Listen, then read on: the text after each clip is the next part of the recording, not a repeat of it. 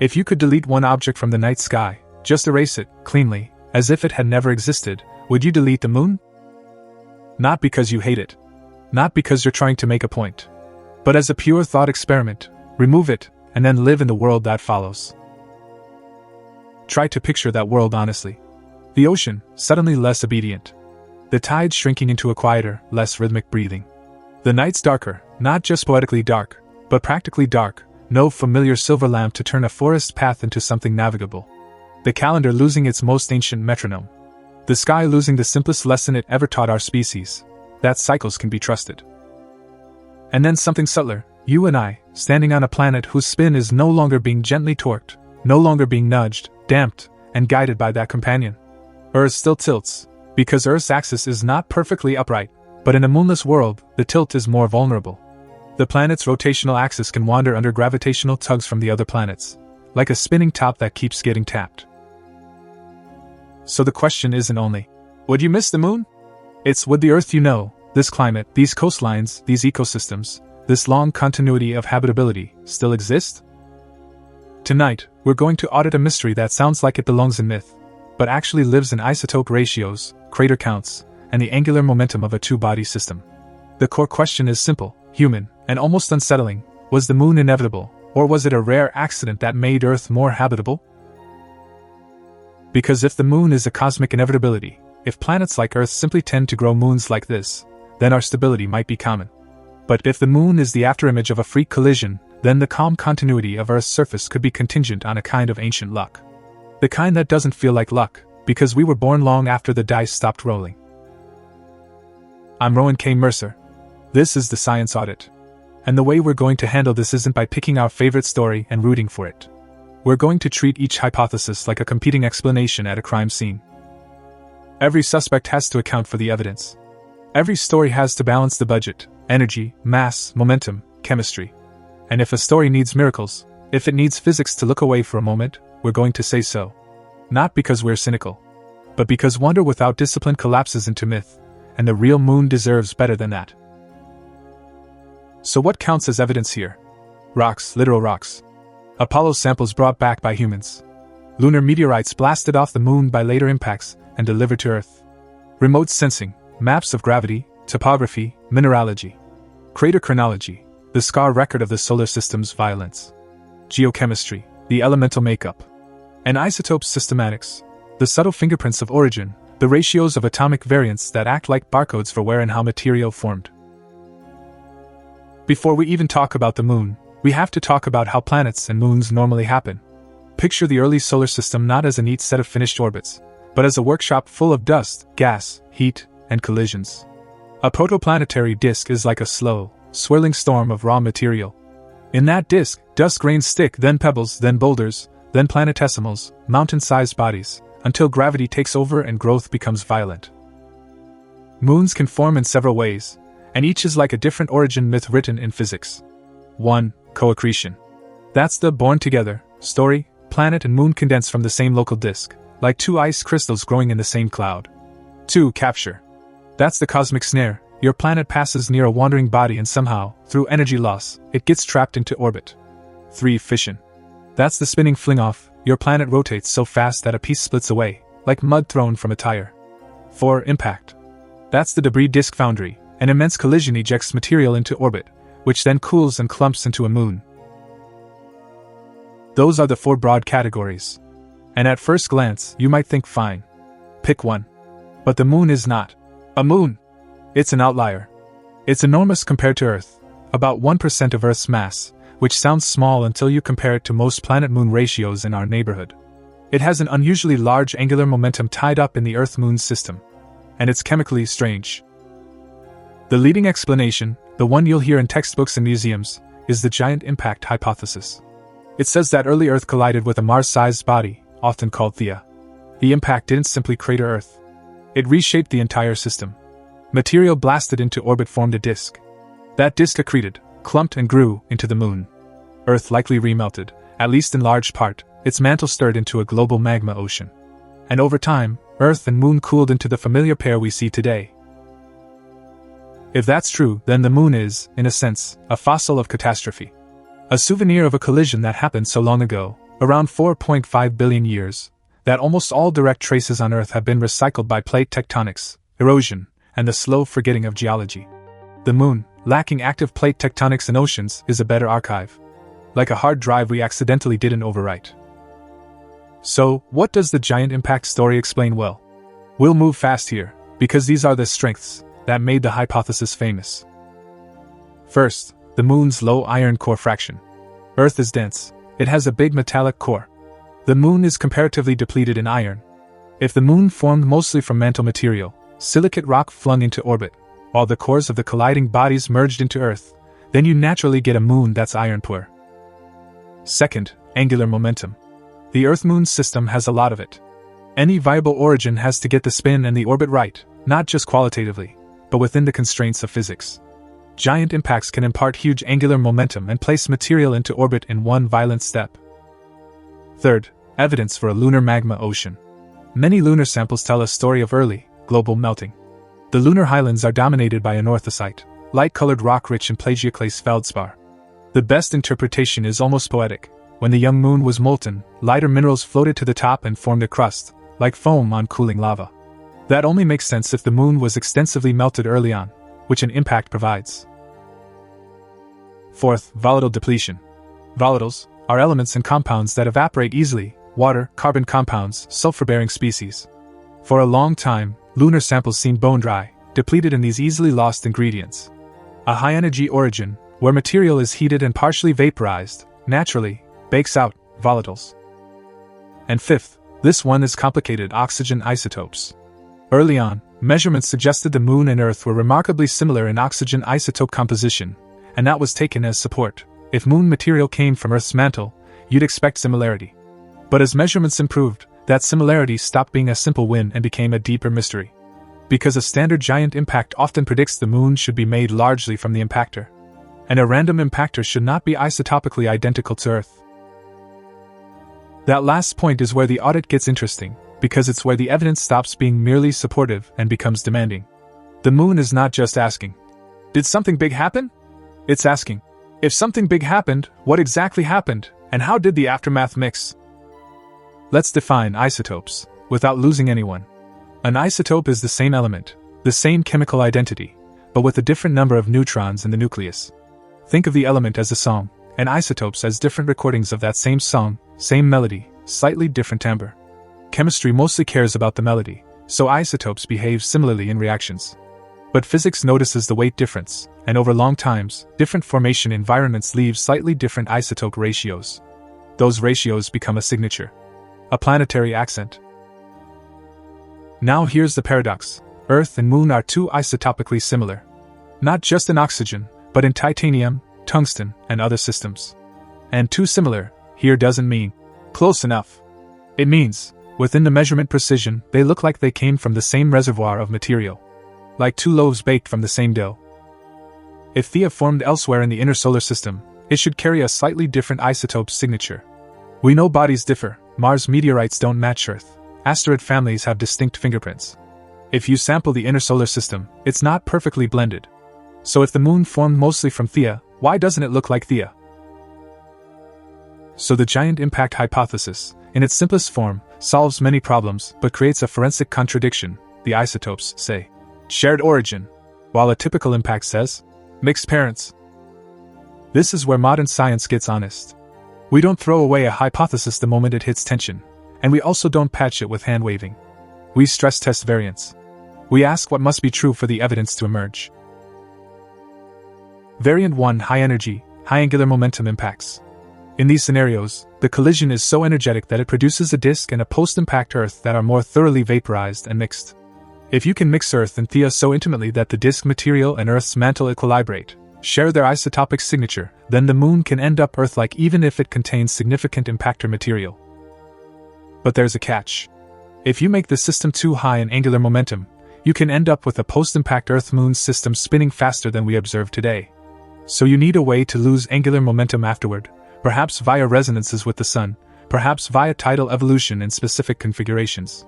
In other words, the story can work, but it requires a second chapter, a dynamical pathway that bleeds off the excess without destroying the system. Variant 2: the synestia. This is one of those concepts that sounds like science fiction until you realize it falls straight out of fluid dynamics and thermodynamics. A synestia is a high-energy, rapidly rotating structure formed after an impact, part planet, part disk, but not neatly separated. Imagine Earth not as a sphere with a ring, but as a vaporized, rotating, donut-like mass where the outer regions are supported by rotation and the inner regions are more planet-like. A continuous structure. In a synestia, Earth and the material that will become the Moon share a common vapor reservoir. They can mix isotopes before cooling and condensation. The Moon would condense out of a shared atmosphere of rock vapor, like rain forming from a cloud that once surrounded both parent bodies. It's breathtaking as an image, the Moon as a kind of silicate weather event in the aftermath of planetary catastrophe. But again, there are catches. You must still produce the correct mass of the Moon, at the right distance, with the right angular momentum, and you must cool and condense in a way that preserves the chemical patterns we actually see. Synestia models are promising because they offer a route to isotopic similarity, but they also open new questions. How quickly does the vapor mix? How does material condense? What does that do to volatile elements? Variant 3. Multiple smaller impacts. Instead of one Theia, imagine early Earth being struck repeatedly by smaller bodies, each impact lofting a disk, each disk forming a moonlet, and these moonlets eventually merging into one moon. In a statistical sense, multiple impacts could average out isotope differences and produce a moon whose composition is closer to Earth's. This is elegant as a probability argument. If you blend enough ingredients, the mixture approaches the mean. But dynamics again gets demanding. Can multiple moonlets survive long enough? Can they merge without being lost? Does the resulting system end up with the same angular momentum and orbit? And can you still explain the Moon's relatively small core? Variant 4. Hit-and-run or grazing impacts with late mixing. Picture Theia not as a clean merger, but as a grazing collision where some material escapes, some re-impacts, and the mixing is more complex. These scenarios explore whether you can generate a disk that is more Earth-derived, which would naturally match isotopes, while still satisfying the energy and momentum constraints. And then we have the alternative non-impact ideas, capture and fission, especially. Capture sounds appealing until you try to do the physics. Capturing a moon-sized body requires removing a huge amount of energy. Space is frictionless. Unless you have a dissipative mechanism, like a thick atmosphere, or a third-body interaction, you don't capture so much as slingshot. And if you did capture a fully formed body, you'd expect its isotope fingerprints to differ. Fission, the spinning fling-off, was once popular. Maybe Earth spun so fast that it threw off material that became the Moon. But the numbers are brutal. Earth would need to rotate near breakup speed. And even then, you have to explain how you get from that to the current angular momentum without invoking a major later event. And fission doesn't naturally produce the observed energy of melting and the specific depletion patterns we see. So while non-impact theories exist, they struggle to explain the Moon's small core, the heat budget implied by global melting, and the isotope similarities all at once. The impact family, especially evolved, modern impact models, remains the most plausible set of explanations. But most plausible is not. Case closed. Now let's walk into the evidence room and listen to what the Moon's rocks actually say, because this is where the story becomes intimate. We're talking about tiny chemical differences in stones held in gloved hands. And yet those differences are enough to reconstruct an event older than any mountain range on Earth. Start with the lunar highlands. If you look up at the Moon, the bright regions, those pale, heavily cratered terrains, are dominated by anorthosite. This matters because anorthosite is what you get when a magma ocean cools and the lighter minerals float. That's a planetary memory. A frozen buoyancy experiment on a global scale. Then look at the dark maria, the basalt plains that fill giant impact basins. Those basalts formed later, from partial melting in the Moon's interior. Their chemistry tells us the Moon differentiated. It separated into layers, developed a crust, a mantle, and a small core. Differentiation is what planets do when they're hot enough for gravity to sort materials by density, like shaking a jar of mixed sand and pebbles until the heavier grains sink. The Moon has a core, but it's small. That matches the idea that the Moon formed mostly from silicate mantle material, not from metal-rich core material. That's one of the giant impact hypotheses' enduring strengths. Now the volatiles. For decades, the Moon was dry in the public imagination. But science is a self-correcting creature. Newer measurements show that lunar samples contain water and other volatiles, sometimes in volcanic glass beads, sometimes in minerals that can trap OH groups. There is water in the Moon. But not bone dry doesn't mean Earth-like. The patterns still imply extreme processing. Many volatiles are depleted relative to Earth, and some isotope ratios of volatile elements suggest high-temperature fractionation, like distillation, where heat drives off certain components and leaves a residue with a different signature. So the Moon's volatiles tell a nuanced story, not absence, but a history of heating, loss, and perhaps later delivery. Then there are the radiometric clocks. This is where time becomes measurable in rocks. Certain isotopes decay at known rates, parent to daughter. By measuring ratios, we can infer when a rock system closed, when it cooled enough that atoms stopped diffusing in and out. Names like HFW, SMND, UPB can sound like incantations, but each is just a different hourglass, sensitive to different processes and temperatures. Hafnium tungsten, for example, is a clock tied to core formation because tungsten likes to go into metal and hafnium stays in silicates. When a body differentiates and makes a core, it changes the hafnium-tungsten relationship in the mantle. So the HFW system can constrain timing. When did Earth form its core? When did the Moon differentiate? Were these events near simultaneous, as an impact would suggest? SMND and UPB provide complementary constraints on crust formation and mantle evolution. And when you lay these clocks alongside the magma ocean evidence, you get a consistent picture. The Moon formed early, it melted extensively, it differentiated quickly. That's hard to reconcile with gentle, slow origins. It screams high-energy beginning. But now, back to the isotopes, the forensic fingerprints that refused to be ignored. Oxygen isotopes were the first big shock, but the story deepened with titanium isotopes, tungsten isotopes, chromium isotopes. The Earth and Moon match to a degree that makes random impactor uncomfortable. So what are the options?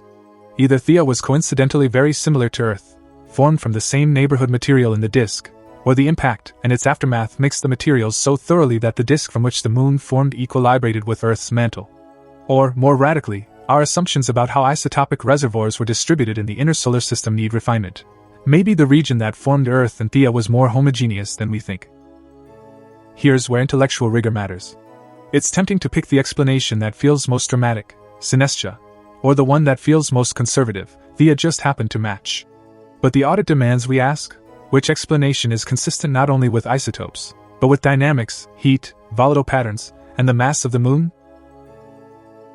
This is why dynamical simulations matter. In modern planetary science, you don't just tell a story, you run the physics. You simulate impacts with smooth particle hydrodynamics, track how material is ejected, how it forms a disk, how it cools, how it accretes. You explore parameter space, impact angles, velocities, mass ratios, initial spins. Then you compare the outcomes to what we observe. It's not perfect, we can't simulate every grain of rock vapor, but it's the closest thing we have to replaying a crime scene with physics as the judge. And what the simulations suggest is subtle. It's not simply, any giant impact will do. The evidence points to a specific kind of impact and a specific kind of post-impact evolution.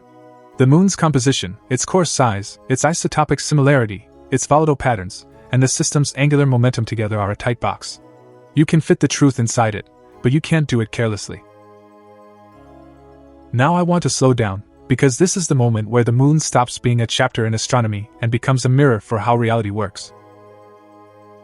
Think about what it means that we can infer an ancient collision from tiny differences in atoms. That's almost outrageous. It means that matter remembers. It means the universe keeps receipts. Even after 4.5 billion years, after melting and cooling and impacts and radiation, the ratios remain, like an ancient watermark in paper. Now let's do the reality model stress test, because this is where the question of inevitability becomes almost existential. Imagine we rerun the early solar system 1,000 times. Same Sunday, same initial disk mass on average. Same basic physics. But the small details differ, slightly different positions, slightly different timing of collisions, slightly different migration of giant planets. In how many of those 1,000 replays do we get a large moon? Not a tiny captured rubble pile, but a moon like ours, massive enough to raise substantial tides and exert significant torque on Earth's rotation. In how many do we get it at the right distance and with the right orbital evolution, not too close so it tears apart, not too far so it's dynamically irrelevant? In how many does that moon stabilize Earth's obliquity, its axial tilt, enough to reduce chaotic swings? I need to be careful here. Stabilization is not a guarantee of habitability, and a moonless Earth might still host life. But the moon likely reduces the amplitude and unpredictability of tilt variations, and that can help keep climates from swinging too wildly over geological time. In how many replays does the same collision that makes the moon avoid sterilizing Earth permanently? A giant impact is not gentle. It can melt oceans, vaporize surface rock, and reset the planet's atmosphere. If the timing is wrong, if the impact is too late, after life begins, or too energetic, maybe it erases the very conditions we're celebrating. And in how many replays do we also match the isotopes similarity? Because it's not enough to make a moon, you have to make this moon, with this chemical intimacy to Earth. That's the core of the mystery. Habitability might be contingent on rare dynamical luck. Not luck in a mystical sense, but in the statistical sense that complex outcomes can hinge on improbable sequences of events. Now let's connect the grand scale back to the human scale, because if we leave this at cool planetary collision, we miss the deeper implication. Your body contains tidal history. That sounds absurd, but consider what tides do over billions of years. They mix oceans, they shape coastlines, they create intertidal zones, environments that are chemically dynamic, wet-dry cycling, rich in gradients. Some origin of life hypotheses emphasize such environments. I'm not saying the moon caused life. That's not an evidence-based claim. But I am saying the moon has been an environmental engine, a rhythm generator, a mechanical influence on Earth's surface processes. The moon has also been a clock. Before atomic timekeeping, before even mechanical clocks, the lunar cycle was a way to measure time that matched human perception, weeks, months, rituals. The moon braided physics into culture. It made time visible. And it changed the day itself. Tidal friction transfers angular momentum from Earth's rotation to the moon's orbit. Earth's day lengthens, the moon drifts outward. Long ago, Earth spun faster.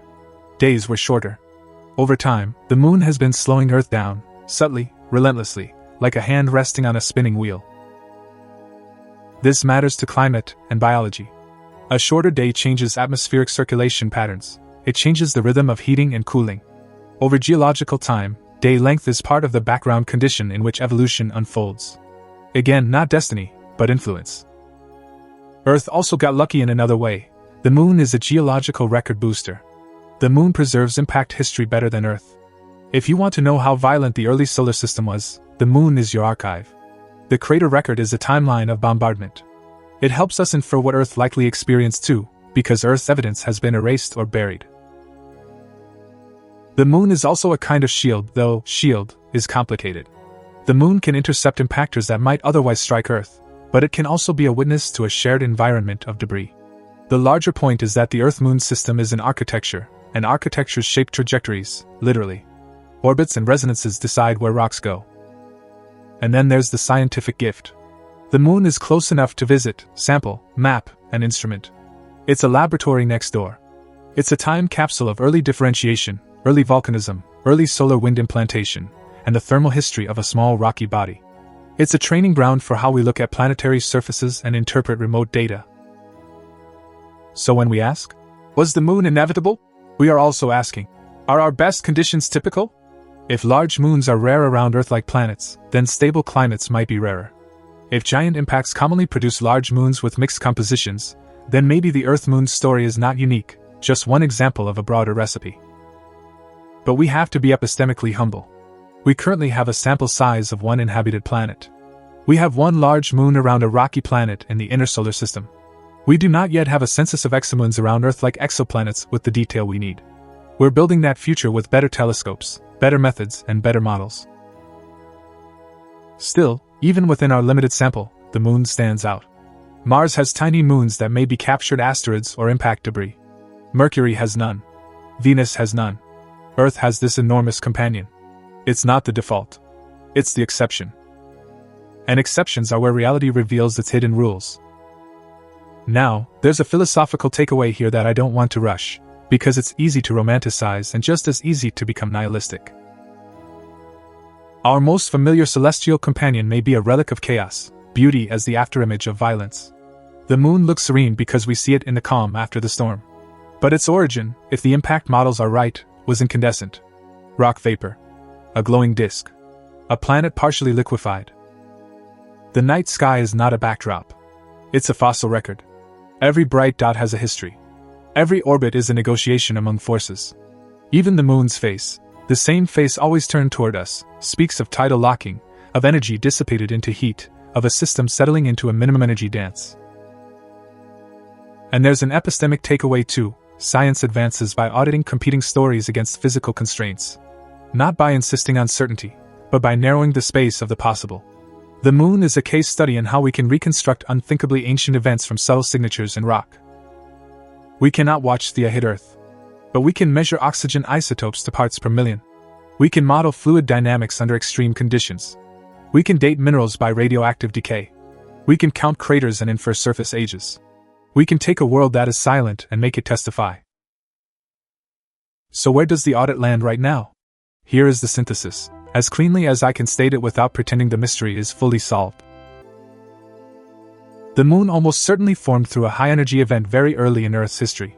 The evidence for extensive early melting, rapid differentiation, volatile processing, and the moon's small iron core fraction all point toward an impact-related origin rather than capture or fission. The classic giant impact hypothesis explains many of these constraints, but the extraordinary isotopic similarity between Earth and Moon forces the model to evolve. Either the impactor was unusually Earth-like, or the impact and its aftermath created a shared, well-mixed reservoir, possibly through high-energy impacts, celestial-like structures, or other mixing pathways. The best current picture is not a single simple cartoon collision, but a family of physically plausible scenarios that must thread a narrow needle of chemistry and dynamics. Now I want to leave you with a contemplative takeaway, not a conclusion, but a small mental experiment you can carry into your own life. Tonight, or the next time you see the moon, imagine it not as an object, but as a memory. A memory the Earth is still keeping in orbit. The moon is what's left after a collision so immense that it rewrote the planet's rotation, its oceans, its nights. And yet here it is, quiet, stable, almost comforting. Ask yourself, what in your life feels like a stable, ordinary background, something you barely notice, yet exists only because of some ancient accident you never witnessed? A choice your parents made. A migration. A chance meeting. A disaster that forced a reinvention.